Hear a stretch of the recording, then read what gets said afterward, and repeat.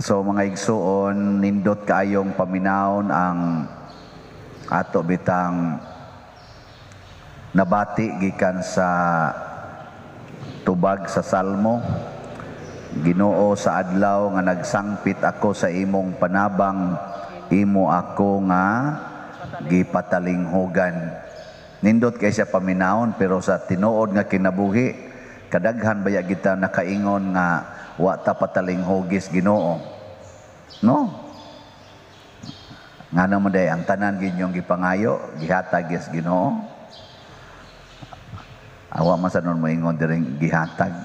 Muna ato isumpay ang giingon ni Kristo sa Ebanghelyo nga pangayo kamo og kamo hatagan, nga pangita og kamo makakaplag, nga pagtuktok og kamo ablihan.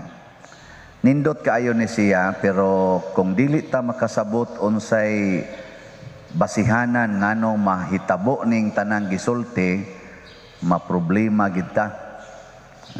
Una, si Queen Esther ning atong unang pagbasa, ang iyang gipangayo sa Ginoo nga ang iyang mga katong ilang kaaway, katus aman, nga buot silang patyon silang tanan,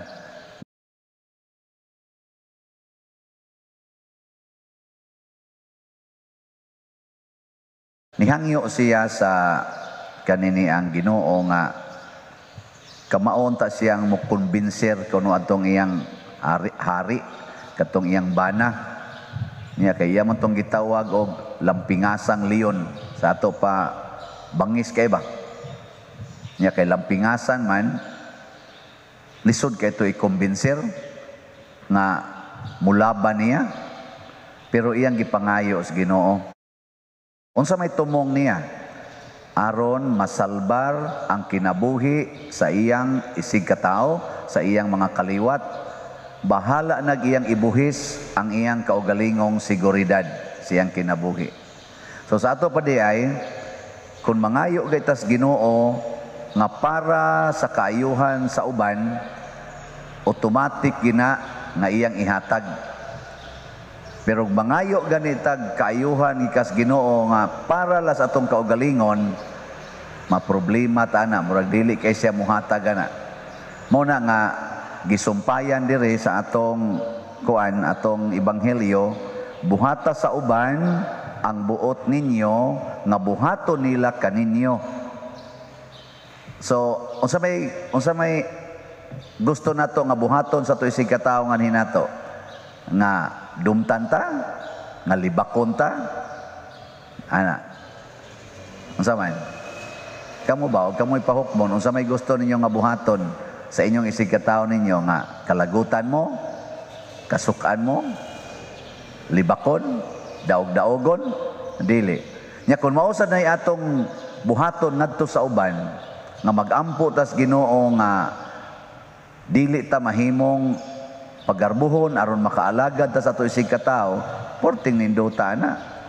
Kana bang maingon ka, Ginoo, makatrabaho unta ko aron makahatag ko og hinabang ining among mga silingan nga wa gid intaw kaon.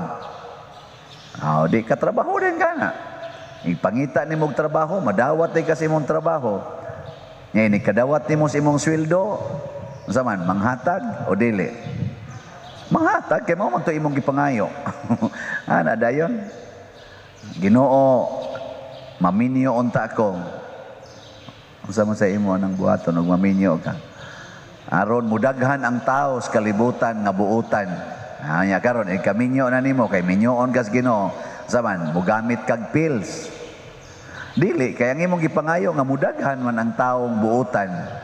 Ana. Nya kay daghan naman kay kag anak, abot na mag 15 ka buok. Nya mangayo pa kas Ginoo og anak. Dili na, pero dili sa kamo balibad kay ang imong gusto mudaghan man ang taong buutan. Nya di na makakapa-eskwela, wa man kay kwarta. Yang saman. ngayo na sad.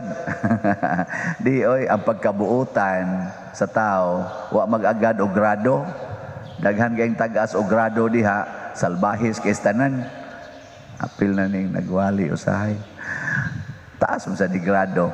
Nya daghan kay mga tao nga way grado pero buutan kayo, matinabangon, dili magbuhat og mga salawayon. Daghan kay na. So ayaw na lang anang pag-eskwela. Pero kung naagi kahigayunan, di mangayo. Ug naay mo tabang, praise the Lord. Ug wa say mo tabang, ayaw pagsige gumbol diha. So daghan kay mga butang nga usahay ang tumong nganong gibuhat nato para sa kaugalingon, dili mahimuot ang Ginoo ana ug di sad siya mo supply og grasya. Sama niya karong inyong pagsimba. Nganong nisimba man mo karon? Aron ilikay mo sa COVID. Nganong nisimba man mo karon? Para kinsa man ni simbaha. Usahay ra ba kita mamugos kitag simba? Hasta pang gidili nga pasudlo simbahan, dadon gyud kay gusto kita. Kana bang murag kita bay gusto ba? Ayaw. Ni simba ka kay ngano man. Gihigugma nimong Ginoo, imong tahuron ang Ginoo, imong yukbuan ang Ginoo. Nya ikaduha, mangayo kas Ginoo og giya unsaon pagpuyo ning kinabuhia. Dili kay aron daghan ko grasya, aron makadawat kog mga grasya, musimba kita. Kamo diha panimba mo. Kay sus, wa gyud mo mga grasya da. Simba ta aron ma-bless ta. Selfish man na. Simba kay nahigugma kas Ginoo. Na iniguman nimog simba diri. Nya nanadayon kay blessing, labi na gyud ang imong blessing, dako-dako gyud imong blessing. Sugod na kag tan-aw sa imong balay. Kinahanglan mo din i-renovate akong balay. Di amang ko yung mga daghang kwarta, pa-renovate ko ni. Renovate na, nindot na kayo imong balay. Sugod na kag tan-aw sa gawa sa imong balay. Ka nga, sige, binigso dinhi mga silingan. Koralon ko ni, para di na nisla mangagi dinhi. Total ni amang ko'y kwarta. Ikoral ko ni, kay basi niyag binuangan ni akong balay. Nangoral na ka. Wa na dyan ka mananghits Ginoo ba? Pero sikag pangayo grasya. Grasya in town, Lord. Tagaan sa Ginoo daghang grasya. Ang resulta tungod sa kadaghan sa imong grasya, ang imong silingan na nga disgrasya. Wa na sila'y kaagian, wa na'y kaagian ang tubig, milinaw na ngadto sa ilang tugkaran, isod pagin sa ilang balay, tagatuhod na tagahawak ng tubig sa ilang balay, tungod sa imong grasya, nagwa nimo gamita para sa kaayuhan sa uban, ang imong kaugalingon, ang imong gigamitan.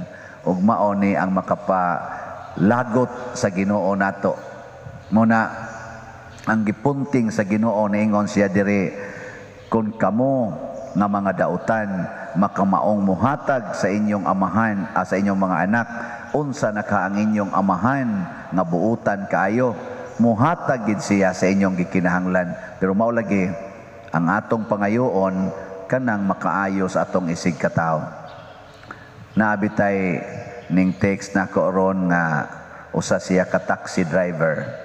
Nya ingon dayon siya kanang, Father, ako kining akong taxi inig grahin ako ning pawasingan nya karon kay naman kay gibaligya diha nga naman kay promo nga kinahanglan magsakripisyo kana ganing sugod karon atong niagi pa mga adlaw, sugod karon ako nay muwasing ani. Nya kadtong akong isuhol para wasing, ako tong tigumon hangtod nga moabot to siya og 40 ba ka adlaw to kung gingon promo no. Anang mapalit nimo ang slot 40 ka sakripisyo nga expenses nimo mo imong tigumon, imong i-fasting unya, imong ihatag diri. Iya kunong tigumon, siya ka taxi driver. Magbayad man kuno siya og washing. Iya lang mo sa kunong sakripisyo nga siya mo sakripisyo og washing. Nya human ana iya ding ihatag diri ang iyang natigom.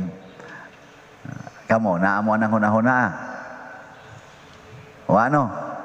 Wa gyud mo maghunahuna nga mopalit og slot dire pinaagi sa atong kaning gitawag og promo. Kadto bang mo sakripisyo ka og mga expenses nimo aron lang moabot og 40 ka expenses nya imong ihatag diri, wa mo kahuna-huna na. Wa gyud lain na din ninyo no. Lapos ra dito pikas dunggan akong gisulti. Aw kanindot unta. Ayon ka na magud may extra nga budget pa der sa tinuod no makapalit yun mo og kanang kuan atong tag 2,000 pero nindot kay tong gihimo ba sa kaning mga pipila na to ka mga kaigsuonan. Nindot kayo nga ming tubag sila anang sakripisyo nga naman importante kay na nyara ba ang nakanindot ana kay kun ato na siyang buhaton ang ibalik sa Ginoong grasya ngan hinato sobras gatusan kapilo. Balik sa ko aning akong nadawat nga text, so, di man may kaila aning nga taxi driver. Sige sa siya ingon ako, Pader, iampo mi kay pait kay among kinabuhi kay kumplito lang gyapong abang pero sige laming langoy-langoy sa karsada, wa gid tayo pasahero, perting jutayas pasahero. Nya ang abang maura gyapon. Sa iya palang pagplano nga muhatag siya diri atong iyang sakripisyo, matod pa niya, giingnan din sila sa ilang amo. Doon na mo'y 2 days nga di mo muabang. 2 days ba nga, drive sila nga dili sila muabang. Kada buwan ba to, kada simana. So, pasabot, nibati na ang ilang amo niya. Siya, dako na kining grasyaha, ano ba, nibati ba? Nako, sige, padayon mo dag tinarong, basing mo 3 days na niya na ngawa na gid mo i-drive. Pero ang grasya magpasapasa na muhatag ka ngadto sa uban. Ang Ginoo sa itig supply nimo nya 100-fold ra ba na iyang ibalik. Mo na nga kanang atong ingon pangayo di gid na magdugay ng imong pangayo kay inighatag niya nimo ikaw sad nga nakadawat ikaw na say manghatag. Ora gina. Sa una, akong maestro, mo'y tighatag nako in town og pamalit anang mga ubang mga palitonon sa eskwelahan kay magunsa man ang 10 pesos tibuok simana, dapat spliti, dapat tanan, di gyud ka sustainer. So nako'y maestro nga tighatag sa nako kung magkalisod na gyud kog maayo. Karong napari nako, usa sa ako mga recollections nitambong siya ning apil siya ba? Ningon jud ko, salamat jud kaayo sir ha nga sa una ikaw gyud mo nagtabang nako sa una siya pero proud na kay korone mo Father. Porti na ron nimong daghanag kwarta. Yan na siya. Nako may gani wasan mangayo kay di sa tako muhatag ato. Di muhatag sa ko nako bitaw sir sa una minus kay kog kwarta sa malingaw bitaw ka na imong wali Father nga sa una lisod kay nako usabi akas ni tabang nako. Nasa ko'y mga maestra nga motunol sa nakong kwarta, labi naglisod kayo. Ilas ko tunulan. Kanya, kadto sila. Giunsa katuron sila sa Ginoo. Gitagaan sa sila grasya. Nya ako sad nga nagsalig sa ilang mga hatag, labi nagis pag-eskwela na ko seminaryo nga hapit tanan akong tanan gyud akong gigasto seminaryo. Hinatag ito tanan. Abot gutog mga 1 million gikas first year abot sa siyam ka tuig na akong eskwela.